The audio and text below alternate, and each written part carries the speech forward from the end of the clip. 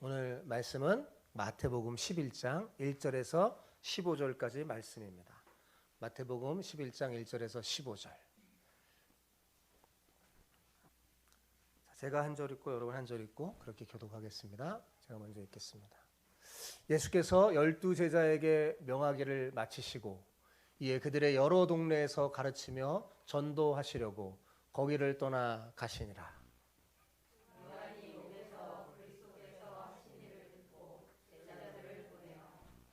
예수께 여짜오되 오실 그이가 당신이오리까 우리가 다른 이를 기다릴까? 예수께서 대답하여 이르시되 너희가 가서 듣고 보는 것을 요한에게 알리되 맹인이 보며 못 걷는 사람이 걸으며 나병 환자가 깨끗함을 받으며 못 듣는 자가 들으며 죽은 자가 살아나며 가난한 자에게 복음이 전파된다 하라.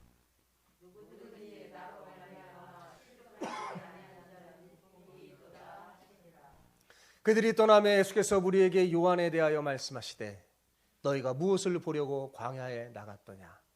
바람에 흔들리는 갈대냐?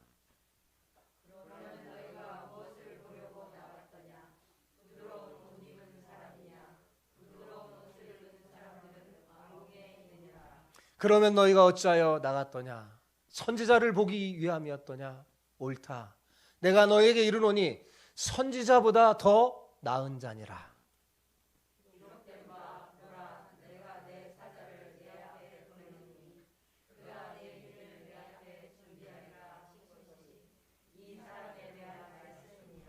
내가 진실로 너에게 말하노니 여자가 낳은 자 중에 세례 요한보다 큰 이가 일어남이 없도다. 그러나 천국에서는 극히 작은 자라도 그보다 크니라.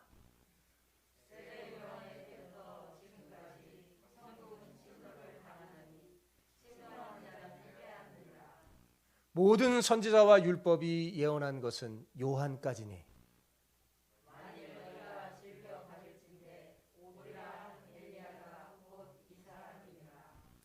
같이요. 귀 있는 자는 들을지어다.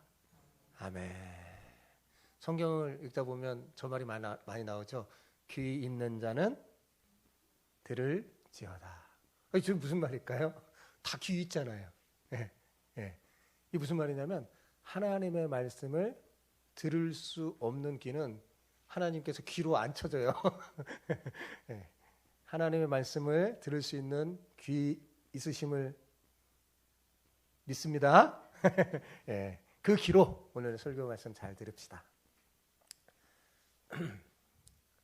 사람은 누구나 실족합니다. 실족하지 않는 사람은 없어요. 왜냐하면 사람은 혼자 사는 존재가 아니라 사회 속에서 관계를 맺으며 살아가는 존재이기 때문입니다. 자, 그렇다면 사회적 존재이기 때문에 실족한다는 말인가요? 이렇게 질문할 수 있겠는데, 예, 맞아요. 그렇습니다. 사회적 존재이기 때문에 실족하는 거예요. 그럼 왜 그럴까요? 인간은 모두가 다 부족한 존재요, 죄인이기 때문에 그렇습니다. 그래서 어떤 일에 대하여 실망하여 넘어지기도 하고, 또 사람과의 관계 속에서도 또 실망하여 넘어집니다. 그가 아무리 대단한 사람이고 인품이 훌륭한 사람이라도 마찬가지예요.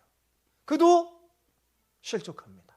그도 넘어져요. 아니 어쩌면 그런 사람이 때로 넘어질 때는요 더 크게 넘어집니다. 더 크게 실족해요. 본문에 나오는 세례 요한도 그랬습니다. 그도 실족했어요. 어쩌면 이런 사람들이 정말 한번 넘어지면 정말 더 큰 실망이 있고 실족이 큰지 몰라요. 왜요? 가지고 누리는 것이 더 크고 사람들의 기대가 더 크기 때문입니다. 그런데 제가 왜 설교 제목을 제가 아까 딱 봤어요. 설교 제목이 뭐예요? 실족하지 않는 사람. 이렇게 제가 정했을까요? 다 실족한다며. 그래서 실족하지 않는 사람 없다고 그랬잖아요. 근데 왜 그렇게 제가 정했을까요? 예. 이유 없이 정하지 않았겠죠. 예. 실족하지 않는 방법이 있기 때문에 그렇습니다. 궁금한가요? 궁금하면 아까 말한 것처럼 귀 있는 자, 여러분의 그 들을 수 있는 하나님의 말씀을 들을 수 있는 그 귀를 쫑긋 세우고 집중하여 제 설교를 잘 들으시기 바랍니다. 그러면 여러분은 실족할 수밖에 없는 이 세상에서 실족하지 않는 복된 사람으로 살아갈 수 있어요. 옆 사람에게 축복하면서 이렇게 축복하면서 인사합시다. 실족하지 않는 복된 사람이 되시기를 축복합니다. 이제는 제가 짧게요. 시작. 실족하지 않는 복된 사람이 되시기를 축복합니다. 제가 주일날 이렇게 인사말에는요, 제 설교를 이렇게 거기 함축한 거예요. 여기 다 있어요. 그리고 만나면 이제 인사를 그렇게 하라는 거예요. 실족하지 않는 복된 사람이 되시기를 축복합니다. 그렇게 인사하라는 거예요. 네. 자, 오늘 사실 이 본문 1절, 11장 1절은 지난주 본문에 껴서 제가 설교했어야 되는데, 제가 그냥 지난주 본문만 하고 연결했어요. 왜냐하면 이 1절은 제자 파송에 대한 결론 부분이에요.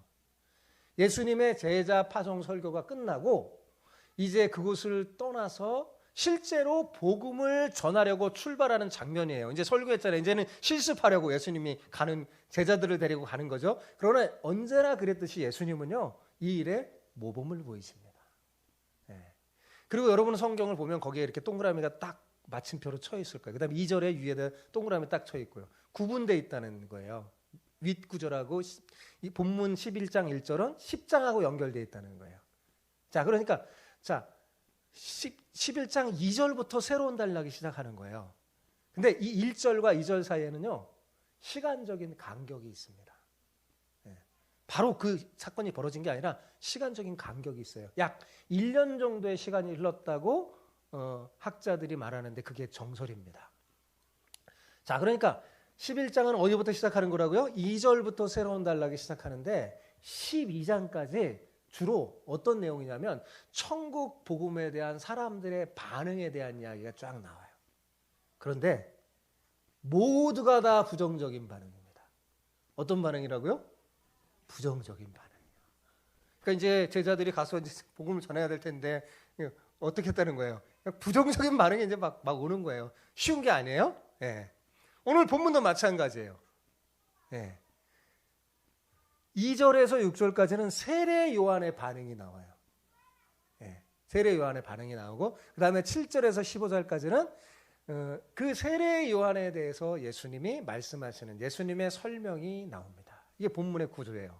자, 2절 3절 같이 한번 볼까요? 시작. 요한이 옥에서 그리스도께서 하신 일을 듣고 제자들을 보내어 예수께 여짜오되 오실 그이가 당신이오니까 우리가 다른 일을 기다리오리까. 자, 현재 요한은 어디에 있어요? 크게 대답을 잘해주세요. 현재 요한은 어디에 있어요? 감옥에 있다는 거죠. 감옥에 있어요. 오늘 마태복음은요, 잘 그 상세한 내용을 주로 쭉 우리가 살펴봤지만 설명 안 해줘. 아주 간결하게 딱 하고 핵심을 얘기해. 예수님께 집중하고 복음에 대한 핵심을 집중해서 말해요. 그래서 요한이 왜 감옥에 갇혔지 궁금하잖아요. 그죠? 읽으면 궁금한데 그 이유가 안 나와요. 여러분 복음서를 읽을 때 만약 마태복음을 읽으면 그 이유가 안 나오면 다른 복음서를 한번 살펴보면 나와요. 거기에 보면. 그러니까 다른 복음서에는 이유가 나옵니다. 이 세례 요한이 왜 감옥에 갇혔는지 그 이유가 나와요.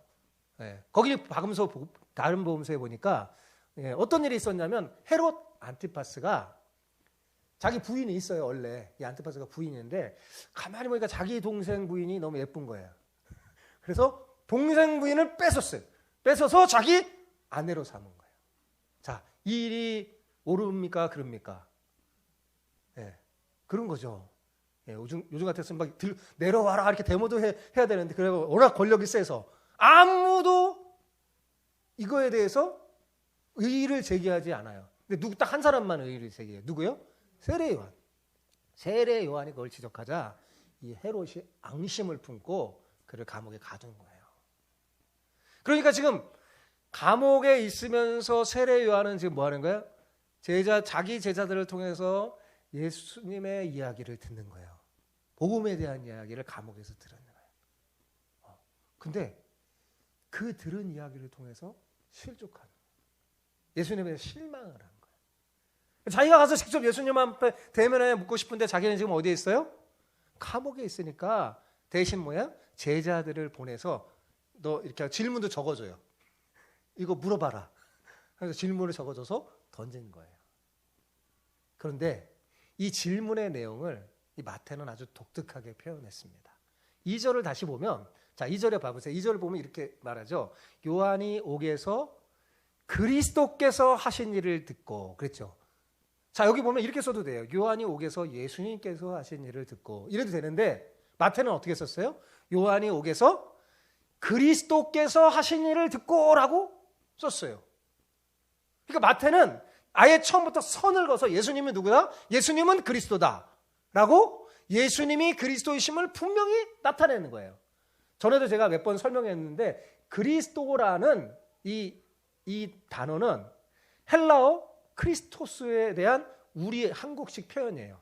예, 한국식 표현인데 히브리어로 하면 여러분이 잘 아는 메시아입니다. 메시아. 헬라어로는 크리스토스. 히브리어는 메시아. 원래 메시아도 우리 한국식 표현, 읽기예요.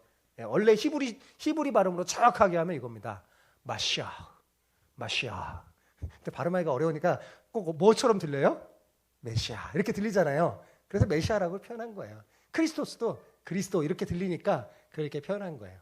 자, 중요한 건 뭐예요? 자, 마태는 예수님이 누구라고요? 구약에서 예언한 메시아이심을 분명히 밝히고 세례 요한에 대한 그런 질문을 기록하는 거예요. 예, 마태는 이 기록하면서도 다 이렇게 이유가 있어요. 대단한 사람인 것 같아요. 예.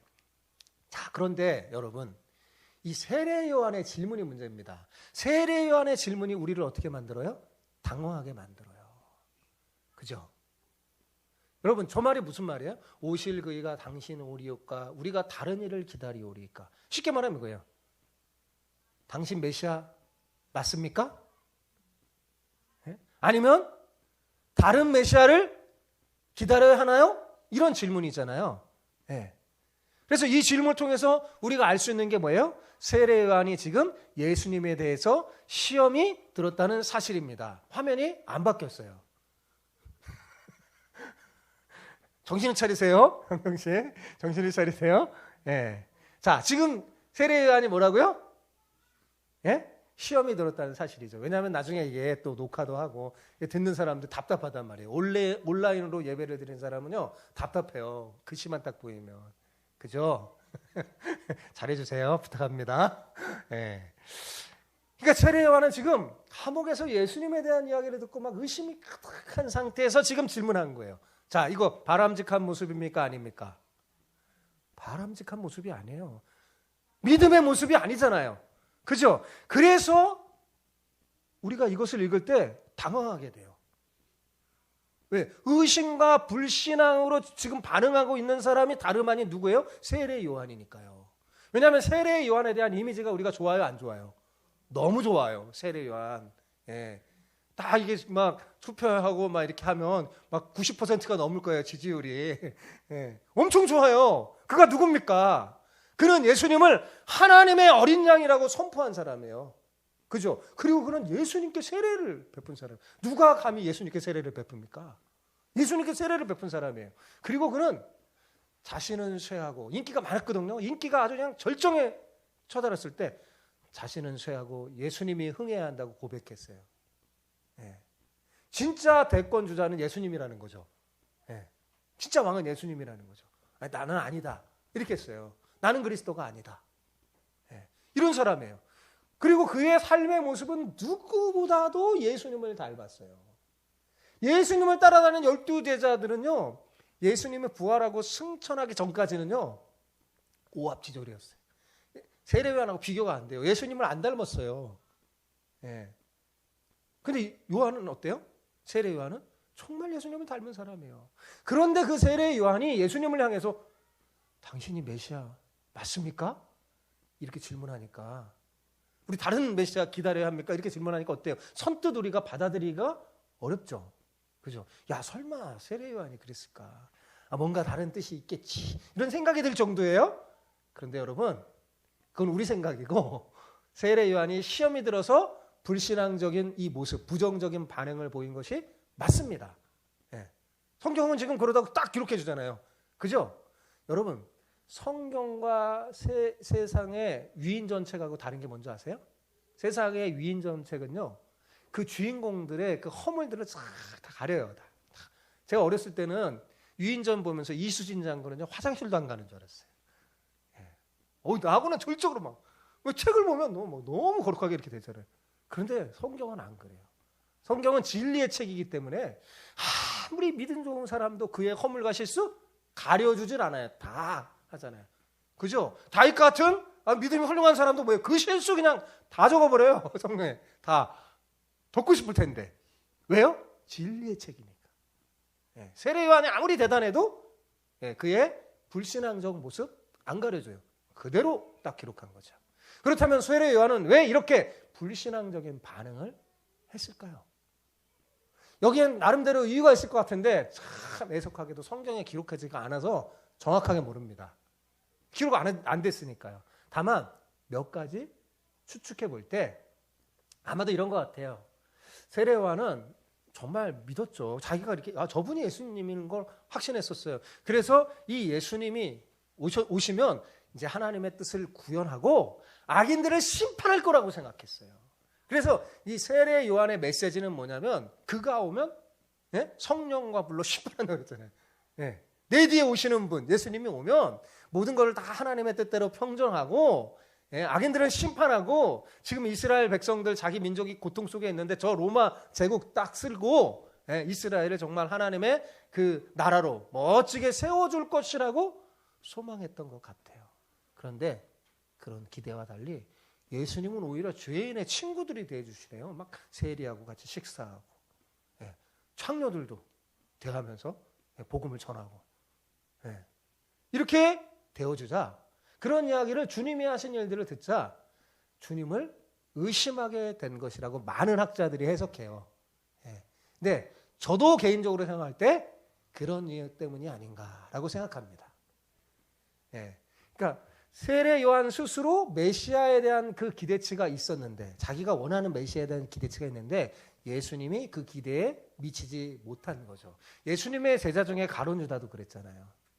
가룟 유다도 자기가 원하는 스승 예수님에 대한 게 있는데 그 못 미쳤어요. 그러니까 막 예수님을 팔아버렸죠.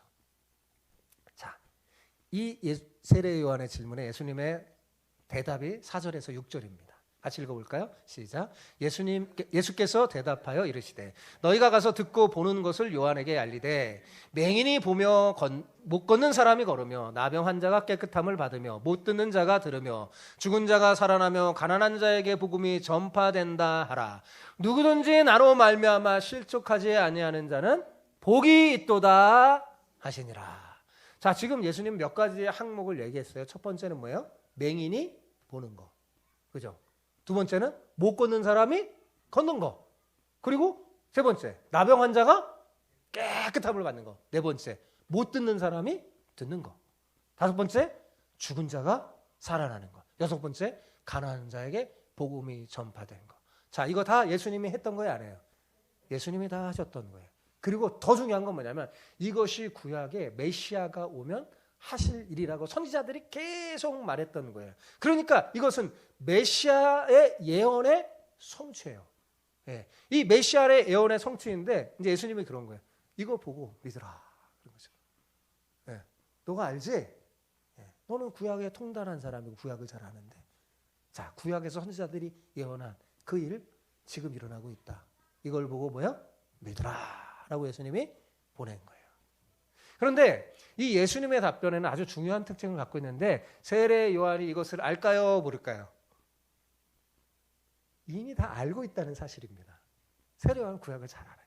자기가 알았으니까 예수님을 하나님의 어린 양이라고 사람들에게 선포한 거죠. 예수님이 이걸 못해서거나 해주지 않았기 때문에 예수님 의심한 게 아니에요. 메시아는 이런 걸 해야 되는데 그래서 그걸 안 해서 맹인도 못 고치네? 이것 때문에 그런 게 아니란 말이에요. 다 알아요. 그것 때문에 의심한 게 아니에요. 그 뭐에 그러면 세례 요한이 실망했어요? 자기가 원하는 게 여기 빠졌어요.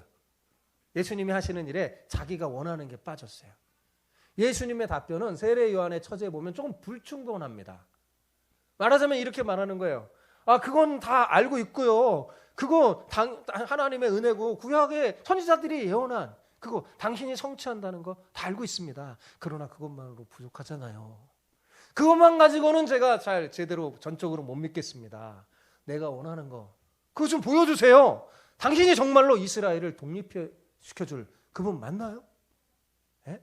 당신이 정말로 내가 원했던 내가 원한 그것을 해줄 그분, 그 성취해줄 분 맞나요? 주님? 이렇게 물어보고 거기에 대해서 답변 달라고 그러는 거예요. 그런데 예수님은 요한이 원했던 것에 대해 대답을 주지 않고 뭐예요? 지금 벌어지는 것을 보고 믿으라 라고 말씀한 겁니다. 그러니까 지금 예수님은요, 간접적으로 세례 요한이 보인 반응에 대해서요 꾸지람한 거예요. 왜 꾸지람한다고 제가 말했냐면 6절을 보면 알 수 있어요.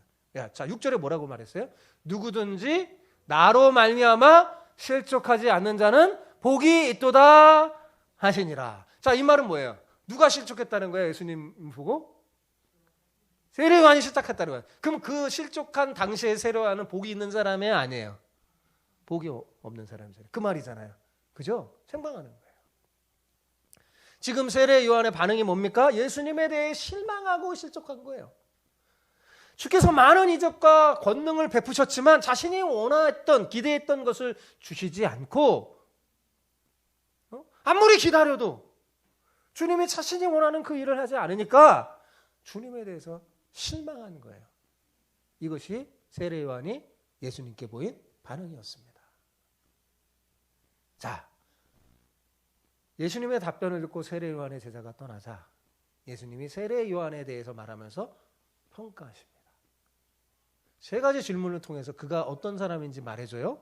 첫 번째 질문은 7절에 나오는데 너희가 무엇을 보려고 광야에 나갔더냐? 바람에 흔들리는 갈대냐? 묻습니다. 예. 바람에 흔들리는 갈대를 보려고 사람들이 광야에 나갔을까요? 아니죠. 우리 잘 압니다. 세례 요한은 바람에 흔들리는 갈대처럼 주관과 확신이 없는 사람이 아니에요. 아마 제자들도 다 알고 있을 겁니다. 예수님의, 여러분 복음서에 보면 예수님의 관심은 주로 딱 제자들에게 있어요. 다 본 다음에 제자들에게 얘기하는 거예요. 제자들의 믿음과 신앙을 키워주려는 게 예수님의 최고의 목적입니다. 지금 예수님의 관심은 여러분에게 있습니다. 당신의 교회를 세워서 저는 이제 신부름꾼이죠. 목사인 저를 통해서 제대로 하나님 말씀을 가르쳐주면서 여러분이 이 세상의 빛과 소금이 되게 하는 게 예수님의 최고의 관심이에요. 그러니까 제자들이 최고의 관심이에요. 그러니까 세례 요한에 대한 얘기도 누구를 위해서 하는 거예요? 제자들을 위해서 하는 거예요. 너희가 왜 광야에, 이 제자들이 전에는 세례 요한을 따라갔던 사람들이거든요. 근데 왜 갔냐? 바람에 흔들리는 갈대 아니잖아요. 그리고 또 두 번째 질문이 8절에 나옵니다. 뭐라고 말해요? 너희가 무엇을 보려고 나갔더냐? 부드러운 옷을 입은 사람이냐? 부드러운 옷 입은 사람 보러 나갔어요? 아니죠.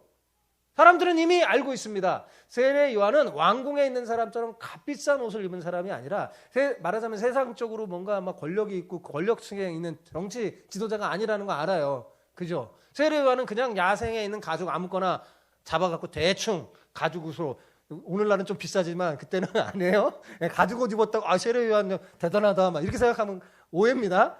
당시 야생에 아무거나 그냥 가죽 옷을 가지고 입고 대충 입고 험악하게 인생을 살았던 사람이에요. 되게 힘들게. 그죠? 그걸 알았어요. 세 번째 질문, 9절에 세 번째 질문 뭡니까? 그러면 너희가 어찌하여 나갔더냐? 선지자를 보기 위함이었더냐? 이렇게. 옳다. 맞죠? 선지자를 보기에 갔죠. 예전에 스승 랍비들의 그 가르치는 방법 중에 하나가 그런 거예요. 이렇게 질문을 던지면서 딱 원래 목표를 향하여 딱 가는 거죠. 선지자를 보기에 갔죠. 그죠? 그런데 예수님이 놀라운 평가를 합니다. 세례 요한은 어떻다고요? 선지자보다 더 나은 자니라 그랬어요. 그죠? 선지자보다. 그러면서 말라기 3장 1절의 말씀을 성취한 사람임을 확인시켜 줍니다. 자, 10절을 봅시다. 자, 시작. 기록된 바 보라 내가 내 사자를 내 앞에 보내노니 그가 내 길을 내 앞에서 준비하리라 하신 것이 이 사람에 대한 말씀이니라. 그러니까 세례 요한이 누구예요? 말라기 선지자가 예언했던 엘리야라는 거예요. 말라기 선지가 마지막 때 주의 길, 메시아가 오는 길을 예비하는 그런 선지자가 올 건데 엘리야가 올 거다 그랬어요. 그래서 사람들이 엘리야가 죽었다가 다시 올까 생각했는데 그 엘리야가 아니라 뭐야? 세례 요한이 바로 그 엘리야라고 알려준 거죠. 그리고 나서 엄청난 극찬을 합니다. 자, 11절을 보십시오. 같이 읽어봅시다. 시작. 내가 진실로 너희에게 말하노니 여자가 낳은 자 중에 세례 요한보다 큰 이가 일어남이 없도다. 자, 이 말씀. 자, 여기 보세요. 화면도 바꿔주시고 보세요. 네. 자, 이게 이 말씀 되게 중요해요. 자, 여자가 낳은 자 중에 가장 큰 사람이 누구라고요? 세례 요한이라고 평가해 줬어요. 여자가 낳은 사람 중에. 그러면 여자가 낳은 사람이라는 건 뭘까요? 여자가 낳은 사람이라는 거예요? 모든 사람이라는 뜻이에요. 그죠? 여기 혹시 남자가 낳은 사람 있어요? 한번 손 들어보시기 바랍니다. 네. 남자가 막 임신에 배불러서 낳은 있어요? 없죠? 네. 그러니까 인류 역사상 존재했던 모든 사람 중에 세례 요한이 뭐예요? 가장 큰 사람이라는 거예요. 와, 엄청난 극찬이죠. 네. 그러니까 인류 이제 세례 요한하고 비교해서 이길 사람이 없어요. 모세가 큰가요? 세례 요한이 큰가요? 세례 요한이 큰가요? 단서가 달 필요 없어요. 그죠? 아무리 대단한 사람 갖다 와도 안 돼요. 아브라함이 큰가요? 세례 요한이 큰가요? 세례 요한. 네. 어떤 선지자, 유명한 선지자 갖다 와도 안 돼요. 제일 크다고 예수님이 단정했잖아요. 그죠? 그런데 자, 여기서 단서가 있어요. 단서가 뭐예요? 여자가 낳은 자 중에 그랬어요. 그죠? 여자. 이 말은 무슨 말이냐? 혈통으로 보자면, 육적으로 보자면 그런 뜻이에요. 그죠? 그러니까 이 땅의 육적인 조건만 보자면 세례 요한이 가장 큰 거죠. 이 땅에 태어나서 살아가는 삶의 조건만 보자면, 혈통으로 태어난 것으로 보자면 여자가 낳은 사람 중에 제일 큰 사람이 세례 요한이라고 지금 예수님이 말씀해 준 거예요. 정말 세례 요한은 태중에서부터 특별히 선택받은 사람이었어요. 네? 그만큼 그는 굉장히 하나님 앞에 충성스럽게 헌신한 사람입니다. 퇴 속에서도 예수님을 알아봐요. 마리아가 오니까 퇴 속에서도 예수님을 알아보고 막 뛰면서요. 아예 그냥 엄마 뱃속에서부터 특별한 사람이에요. 이 세례 요한은요. 네. 그는 하나님께 맡겨준 사명을 얼마나 잘 감당한 사람인지 정말 탁월하고 훌륭한 사람입니다. 그의 이 설교는 엄청났어요. 연설은 엄청났어요. 목소리는 얼마나 컸을까요? 막 사람들이 막 몰려오고 마치 그가 메시아인 것처럼 오해할 정도로 대단했습니다. 예. 그러니까 이만한 사람이 없었어요. 정말 대단한 사람이에요. 그런데 여러분, 아까 읽은 말씀, 예수님의 말씀을 끝까지 들어보면 대단한 반전이 숨어져 있다는 사실을 알 수 있습니다. 이렇게 돼 있죠. 그러나, 그죠? 이게 중요한 거예요. 그러나 뭐예요? 천국에서는 극히 작은 자라도 그보다 크니라. 예수님이 진짜 말씀하고 싶은 게 뭘까요? 이거예요, 이거. 예. 천국에서는. 자, 천국은 어떻게 들어가죠? 여자가 낳은 것 가지고 들어갑니까? 혈통으로 들어갑니까? 아니죠. 못 들어가요. 예. 당시 예수님 당시에는 유대인, 이방인 차별이 컸습니다. 유대인이 확 복받은 사람이라고 생각하죠? 이방인은 아니고. 여자, 남자 차이도 마찬가지예요. 그 당시에 여자가 좋은 거예요? 남자가 좋은 거예요? 남자가 좋은 거예요. 막 여러 가지로 막 여자는 막 너무 차별이 심했어요. 그죠? 예. 근데 그거 가지고 천국에 가나요? 예? 이런 거 갖고 천국에 가지 않아요. 금수저로 태어났다고 머리가 좋은 거 그런 게 중요하지 않습니다. 천국에서는. 그런 거 가지고는 들어갈 사람이 없어요. 그럼 누가 들어가나요? 누가 들어가요? 거듭난 사람. 자, 성경에 거듭난 사람은 이 거듭나는 거는 여자가 낳는 게 아니잖아요. 누가 낳는 걸까요? 성령으로. 그죠? 그죠? 성령으로 거듭나는 거예요. 성령으로 거듭나 하나님의 자녀가 된 사람만이 천국에 들어가요. 그러니까 이런 말이죠. 혈통적으로만 보면 요한이 최고다, 제일 커다. 그런데 성령으로 태어난 사람으로 보면 세례 요한 꼴찌야. 여기 중에 지극히 작은 자, 여기 지난번에 설명했지만 지극히 작은 자. 사람 예수님의 제자들을 말하는 거예요. 사람들은 예수님의 제자들을 하찮게 여겼습니다. 아주 작은 자로 여겼어요. 근데 예수님은 너네들이 더 커 얘기해 주는 거예요. 놀라운 이야기죠. 안 놀라시네. 여러분이 세례하면 더 크다는 거예요. 예, 예수님이 참 예수님 재밌으셔. 예, 이렇게 말하는 거예요. 예, 천국에 들어간 사람들 중에 놓고 따져보면 세례 요한은 별거 아니라는 거예요. 예? 그는 혈통적으로 태어난 사람 중에서는 최고의 사람이지만 성령으로 거듭난 것을 기준으로 평가하면 꼴찌에 불과하다고 말합니다.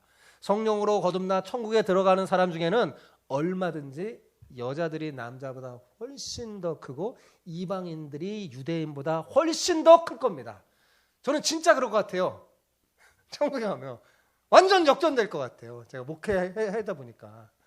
예. 지금 봐보세요. 저 이스라엘 유대인들. 이방인들이 훨씬 더 잘 믿고 합니다. 예. 남자들 보세요. 진짜 믿음 없어요. 그죠? 여기 봐요. 남자 몇 명 없잖아요. 그죠? 여자들이 더 커요. 자, 12절 보십시오. 세례 요한 때부터 지금까지 천국은 침노를 당하나니 침노하는 자는 빼앗느니라. 이게 무슨 말일까요? 예, 참 느닷없이 이 말을 했어요. 천국이 침노를 당한다. 비유적인 말이에요. 천국이 침노를 당한다고 했는데 뭘 통해서 침노 당할까요? 천국이? 혈통으로 침노합니까? 아니라는 거예요. 세례 요한조차도 천국에서 가장 작은 자일 뿐인데 유대인, 남자, 많이 배운 사람, 돈 많은 사람, 부자 그런 거 가지고는 천국의 침노에 들어갈 수가 없어요. 하면 그런 무기들은 아무 소용이 없어. 천국에 못 들어가요. 그럼 무엇으로 천국은 침노하는 걸까요? 믿음으로. 믿음의 반응으로 천국에 침노하는 거예요. 누가 천국에 침노해서 들어갑니까? 예수님에 대해서 실족하지 않는 사람이 천국에 침노해서 들어가는 거예요. 천국을 누리는 거예요. 예수님 지금 그 말씀하는 거예요. 그래서 주님은 명확하게 말씀합니다. 13절을 보십시오. 시작. 모든 선지자와 율법이 예언한 것은 요한까지니. 예. 그러니까 구약이 요한은 되게 중요한 거예요. 구약을 마침해 준 거예요. 요한과 그 다음에 신약을 연결해 준 사람이거든요. 그러니까 유대인으로 태어났기 때문에 특별한 은혜 받는 거 그거 끝났다. 요한까지다. 그러니까 요한 여기까지는 그래 유대인 너 나은 게 많지. 예. 근데 그거 거기까지야. 앞으로는 달라. 이 말이에요. 무슨 말인지 알겠죠? 예. 남자이기 때문에 그것도 끝났다. 여러분 여성분들은 정말 예수님을 더 자세히 감사해야 돼요. 예수님 오셔서 완전히 좀 많이 달라진 거예요. 얼마나 그동안 고생하셨습니까? 그래서 역사상 예. 남자 특권을 받았고 남자 오죽했으면 딸들도 보면 소망이 남자가 되는 거예요. 그죠? 근데 예수님 말해요. 그거 요한 때까지야. 끝나. 그죠? 혈통적인 거 가지고는 이제 앞으로 천국에서는 완전 달라진다. 예. 이 땅에서 아무리 공부를 열심히 하고 뭐 대단한 학교로 가고 막 그래도 뭐야 그거 요한까지 끝. 예. 그 천국에서 아무 소용이 없어요. 천국에서 중요한 건 뭐예요? 믿음이에요. 믿음. 모든 선지자와 율법 가운데서 가장 탁월한 세례 요한 지금 어떻게 반응했어요? 믿음 없는 반응을 했잖아요. 불신앙적인 반응을 했어요. 그러면 그가 지금까지 은혜를 못 받았나요? 아니죠. 많이 받았어요. 그죠? 그가 예수님을 하시는 걸 자기 눈으로 못 봤나요? 다 봤잖아요. 자기가 세례 줄 때 저 하늘 문이 열리고 성령이 비둘기같이 예수님 머리 위에 탁 들어가는 걸 보고 눈으로 목독했어요. 야, 저분이 메시아구나. 세상 죄를 지고 가는 하나님의 어린 양이다. 그렇게 선포했잖아요. 은혜를 받았어요. 그런데 어떤 반응을 보냈나요? 실족했어요. 주님에 대해서 실망하는 거예요. 이건 믿음이 아니에요. 그래서 주님께서 그가 아무리 이 땅에서 대단해도 천국에서는 가장 작은 자에 불과할 뿐이라고 말합니다. 왜 가장 작으냐? 마지막 때 결정적인 실수를 한 거예요. 요한이. 세례 요한 천국에 들어가죠. 그런데 뭐야? 가장 작은 자가 될 거다. 꼴찌다. 예수님이 말씀하신 거예요. 믿음의 반응을 하지 않으니까. 지금까지 믿음의 반응 잘하다가 왜 그랬을까요? 기록이 안 돼서 잘 몰라요. 그래서 그냥 추측하는 거예요. 그가 열심히 했는데 정말 줄을 했는데 감옥에 갇혔어요. 그럼 여러분 같았으면 어때요? 야, 메시아가 오면 그 뭐야 해방해주고 막 그런 내용들이 나오거든요. 아, 주께서 나를 곧 건져주겠지. 건져주지도 않고 막혀버리는 거예요. 실망한. 저 악한 사람들, 저 헤롯 때려잡아 심판하지도 않고 막 실망. 그렇게 막 그런 생각을 하니까 실망하게 되는 거예요. 자꾸 그런 속에 빠지니까 실망해서 그 믿음 좋던 세례 요한이 실족했어요. 실망했어요. 저는요, 실족하기에 너무 쉬운 환경 속에서 자랐습니다. 제 얘기 좀 하려고 그래요. 웬만하면 저는 잘 안 하는데 오늘 말씀에 도움이 될까 봐. 가난한 집안에서 거의 저는 방치된 채 자랐습니다. 3남 1녀 중에 차남이었던 저는 집안에서 귀하게 여김을 받지 못했어요. 왜냐하면요, 형님은 장남이니까 어때요? 소중한 존재예요. 우리나라는 장남이 최고잖아요. 항상 장남권은 챙겨줍니다. 최고예요. 장남. 네. 그런데 또 뭐예요? 제 위에 누님이 있어요. 누님은 뭐예요? 우리 집에서 남자들 속에 딸, 꽃같이 하나밖에 없는 소중한 딸이에요. 네. 그래서 딸은 늘 챙겨야 돼요. 또 제 밑에 동생은 뭡니까? 귀염둥이, 막내둥이. 소중해, 다 소중해. 근데 저는 저도 아닌 저는 뭐예요? 언제나 우선순위에서 밀려났습니다. 각종 심부름은 도맡아 했어요. 아침에 딱 일어나면 이불 개는 거 제가 누구도 안 해. 네. 어떤 심부름 다 제가 해야 돼요. 집안에 누구도 신경 쓰지 않는 존재감이 없는 존재였어요. 네. 제가 주로 좀 반항을 안 하거든요. 시키는 대로 하니까 그냥 무조건 다. 근데 더 놀라운 게 있어요. 저는 집에 가면 앨범들이 있어요. 가지고 딱 해보면 저는 초등학교, 중학교, 고등학교에 졸업사진이 없습니다. 졸업 때 부모님과 가족과 찍은 사진이 없어요. 왜 그런 줄 아세요? 언제나 형, 누나, 동생과 졸업식이 겹치는 거예요.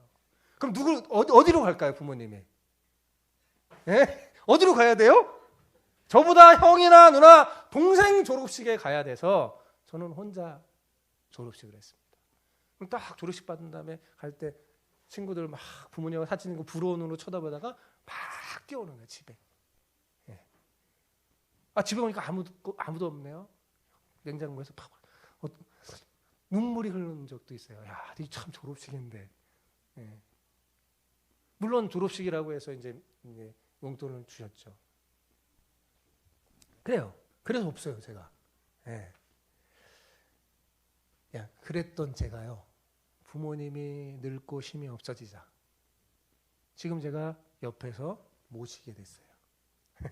왜냐하면 두님은 부산에서 멀리 사시고 동생은 저기 익산에서 목회하고 또 형님은 서울에 있지만 모실 수 있는 형편이 되지 못해서 제가 모시게 됐어요. 참 아이러니하죠, 여러분. 그죠? 가장 대우받지 못한 제가 부모님을 모시고 있으니 그것도 육적으로 보면 가장 가난한, 제가 사명자 중에 제일 가난하거든요. 제가 얼마 전에 아버님을 요양원에 입소시켜 드렸어요. 요양원에 아버님을 입소시키기 전까지는 제가 삶이 어떤 거냐면 여러분, 새벽 예배를 딱 마치면 바로 부모님 집에 가야 돼요.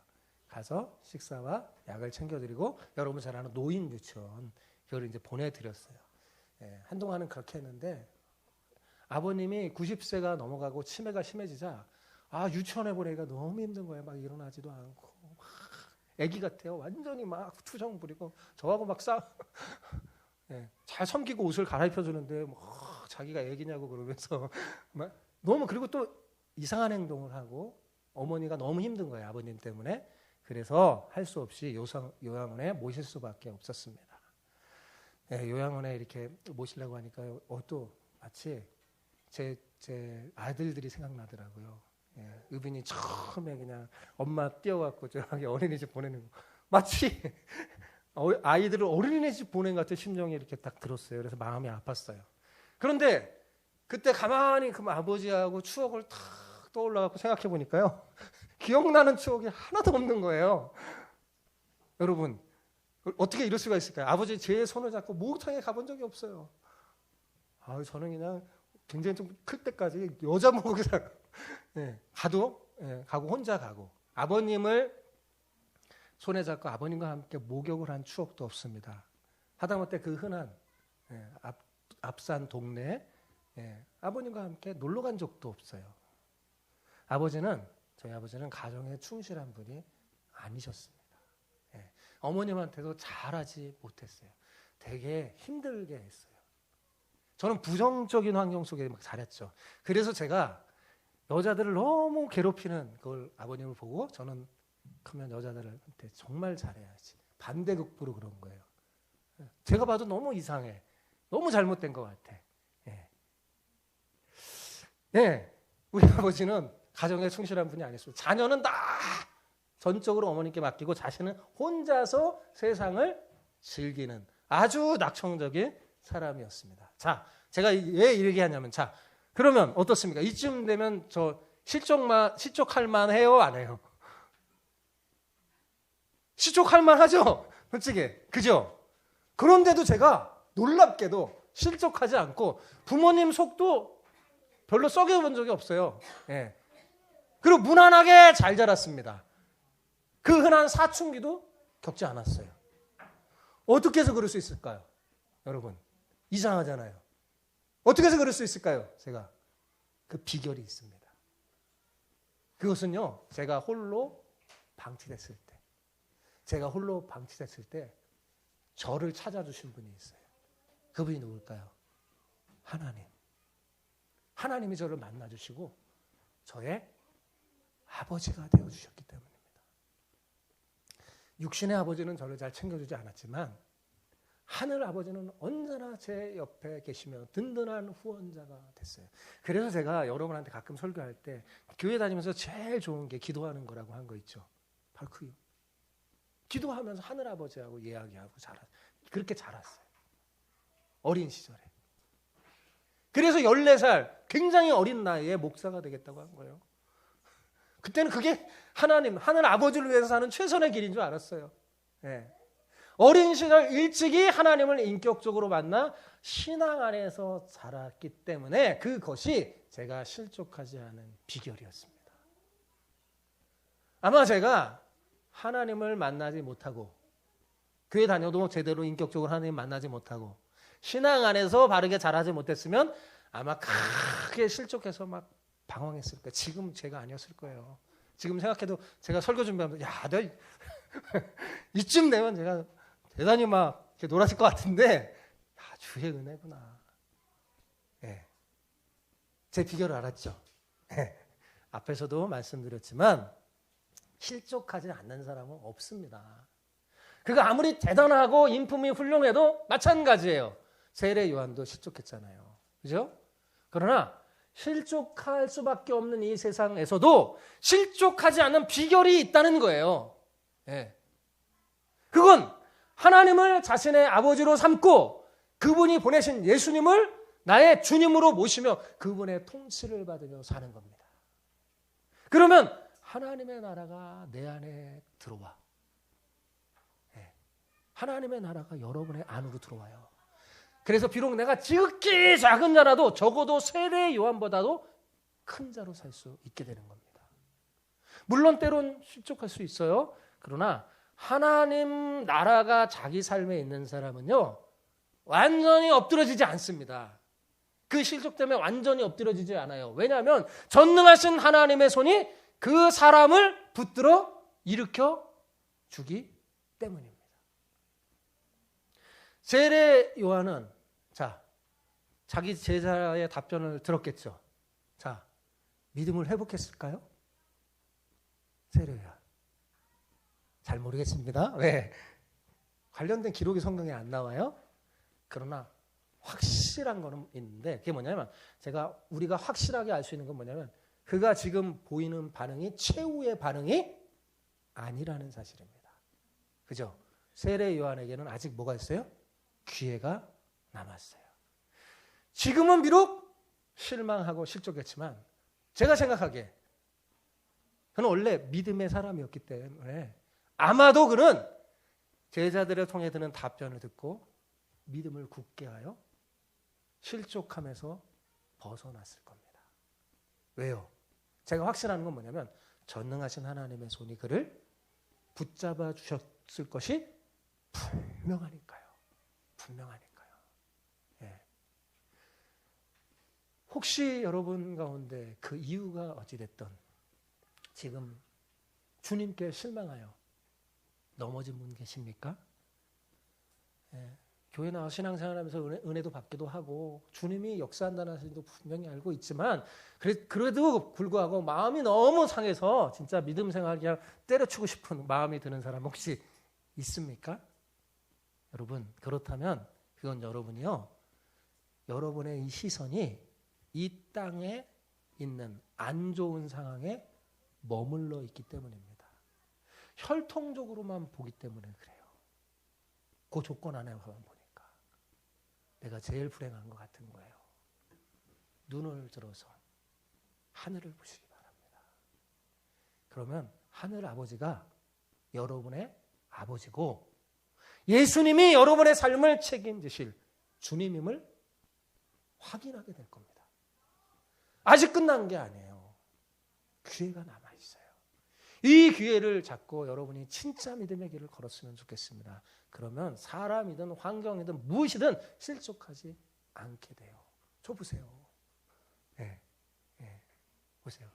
제가 대단해서가 아니라 일찍 인격적으로 하나님을 만났기 때문에 그렇습니다. 그래서 어떤 것을 해석할 때도요. 실족하는 방향으로 해석을 안 해요. 환경 속에서. 주께서 더 좋게 인도하시겠지. 모든 것을 합력하여 선을 이루시겠지. 저는 그 말씀 믿거든요.